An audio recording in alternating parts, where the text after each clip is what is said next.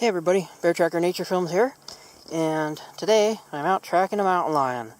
Dirt road, not much traffic on it, and the last traffic was quite a while ago before it rained. But recently, 2 mountain lions have been here, and I'm going to show you their tracks here. Oh, these are a real nice one right here. Look at that. Now, what you're seeing here is 2 tracks. So, this, that, and that are the toes of the front track, which splayed a little bit because it's in the mud and it was trying to get traction. This is the hind track, which stepped on top of the front. Now, this is a left hind track, and you can tell because there's a leading toe. Toe 3. Toe 1 does not exist. This is 2, 3, 4, and 5. Toe 3 leads toe 4 if you draw an imaginary line. So that makes this the left foot. Superimposition on top of the the front foot makes this the hind, and also this narrower pad makes this the hind. So coming up here, here's another beauty. There's the right track. Notice again, toe number 3 is leading, and that makes this the right track. Right hind, I believe, also. And here's another beauty right here. Now, this one's a little harder to see, but look how those toes carried some of this vegetation down in there. And it's still kind of bruised, and it's got mud on top of it.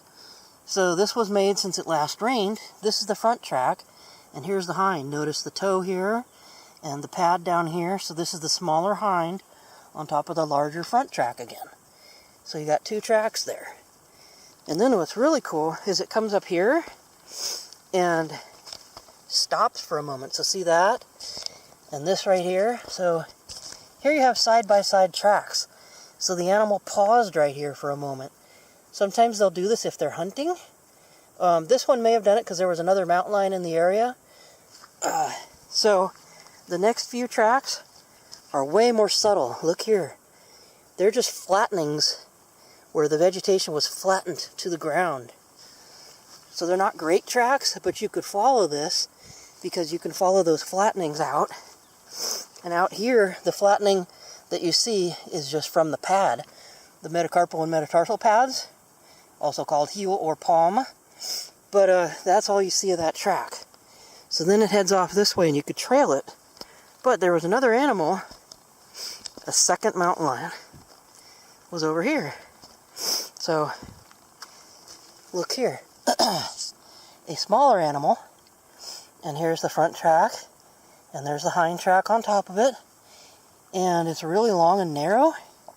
You can see the 3 lobes on the trailing edge of that pad. The leading edge of the pad is relatively flat. Teardrop shaped toes. This one's pretty round, but they're a little pointed on the end, and it's heading in that direction, so this way. So it went into the mud. So that one passed the other one. Now, I came out here earlier to look around, and our first cougar is right there. So see the how there's a difference in color of this grass? So this has been stepped on. From this angle, you can see it very well. When we were on top of it, you couldn't see it quite as well. So this vegetation here is untouched. This vegetation has been stepped on. We call that shine. And from here, from this angle, the shine on those 2 tracks is really easy to see. On a side note, look at this. Let's see if the camera will focus. So when there was water in this puddle, a frog laid some eggs here. But unfortunately, the tadpoles never made it. They didn't survive. These little jelly things are Pacific chorus frog egg masses. So that's something you'll find out here when puddles dry up. I wanted to show you the size of these tracks. So this is the inch side and this is the centimeters. Just so you can see how large they are. And that mountain lion tracks are not absolutely huge.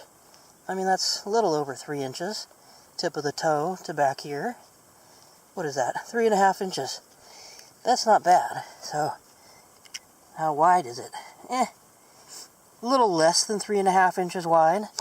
So they're not huge tracks. They don't have really big feet.